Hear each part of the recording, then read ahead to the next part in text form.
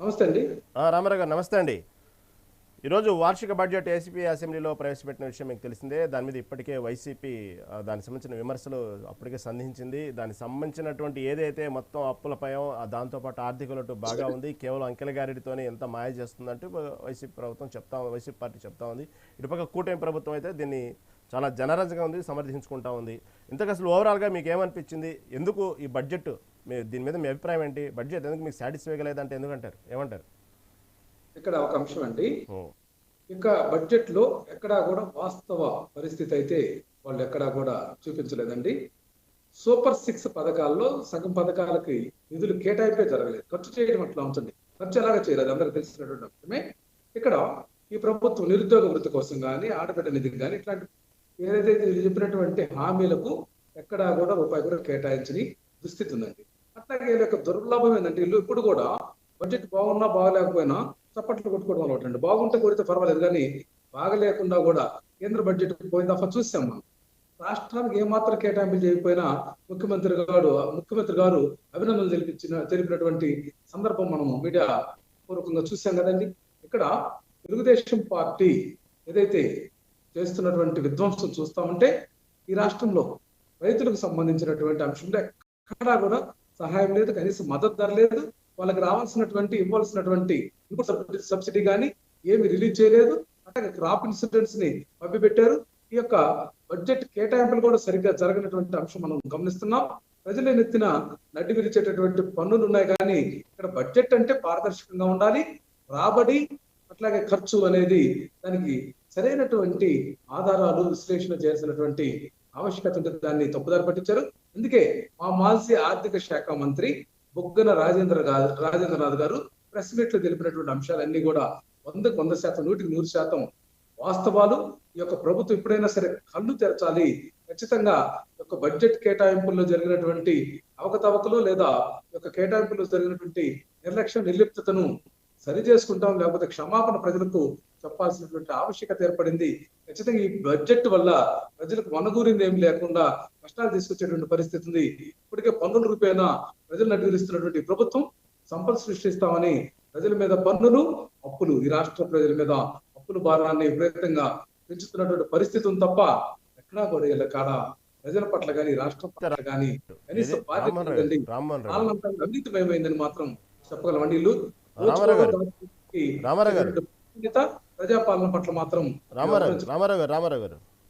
రామారావు గారు ఇక్కడ దాదాపుగా చూసుకుంటే సరే మీరు బడ్జెట్లో నడ్డులు విరిచారా, ట్యాక్సుల రూపంలో ఏ విధంగా చేశారు, ఓకే, దానికి సంబంధించినటువంటి లెక్కలు దానికి ఏ విధంగా చేసింది, దానికి సంబంధించిన పయ్యావుల కేసు వివరిస్తూ ఇటు పక్క మంత్రి అచ్చెన్నాయుడు గారు వ్యవసాయానికి సంబంధించినటువంటి ప్రాధాన్యత ఇస్తున్నటువంటి విషయాన్ని ప్రకటించారు. ఇటు రైతులకు కానివ్వండి, అదేవిధంగా బడ్జెట్లో మీరు గమనించారు లేదో ఇటు పక్క విద్యకు ఆరోగ్యానికి కూడా ఇంపార్టెన్స్ ఇచ్చారనే విషయాన్ని మనం గమనించాలి. దీని పట్ల ఏమంటారు, మీ స్పందన ఏంది? వీళ్ళకి విద్య, వైద్యం లేదా ఆరోగ్యం పట్ల కనీస శ్రద్ధ లేదనేది మనందరూ తెలిసినట్టుంటారు.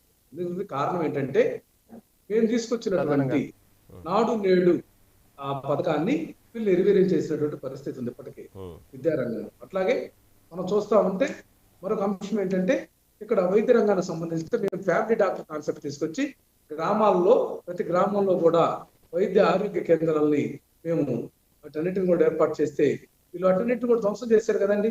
వీళ్ళ యొక్క పరిస్థితి ఎలా ఉందంటే కనీసం మౌలిక సదుపాయాలకు కూడా మేము కేటాయింపు చేస్తామని చెప్పలేదు. సూపర్ 6 పథకంలో కూడా వాళ్ళు చెప్పినటువంటి అంశాలకు కూడా వాళ్ళు బడ్జెట్ కేటాయించలేకపోయారు.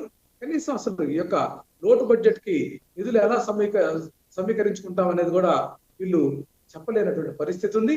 వ్యవసాయానికి సంబంధించి చూస్తే మనం వీళ్ళు కేటాయింపులు చేసేటువంటి విధానంలో కూడా తేడా ఉంది.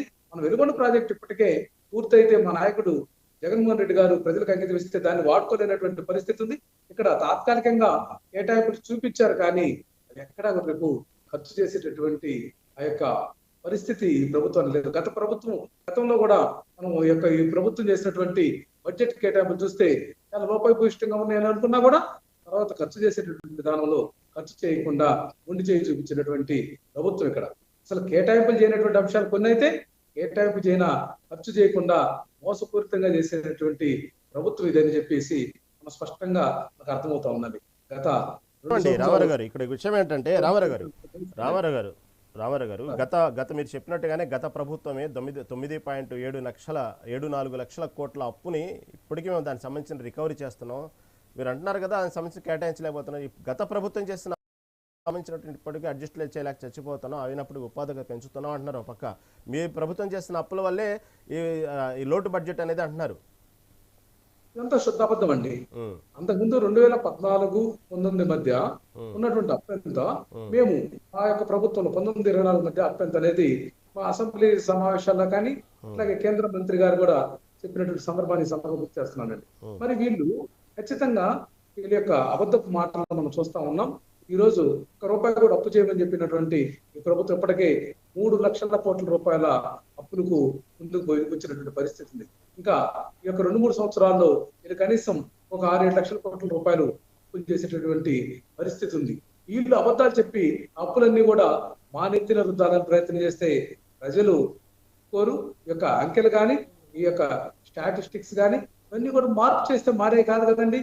కాకపోతే తాత్కాలికంగా అబద్ధాలు మోసపూరితమైనటువంటి విధానంతో మాట్లాడినా ఖచ్చితంగా ఆధారాలతో సహా మేము నిరూపిస్తాం కదండి. అందువల్ల వీళ్ళ యొక్క అబద్ధాలు మా యొక్క మాటలు మోసపూరిత మాటలు చెల్లవని చెప్పే సందర్భంగా నేను తెలియజేస్తాను. రైట్ అండి. ఓకే రామారావు గారు. రామారావు గారు చెప్పినట్టే ఇప్పటికే కూటమి ప్రభుత్వం వచ్చినటువంటి ఏదైతే 2 సంవత్సరాల్లోనే దాదాపుగా 3 లక్షల కోట్ల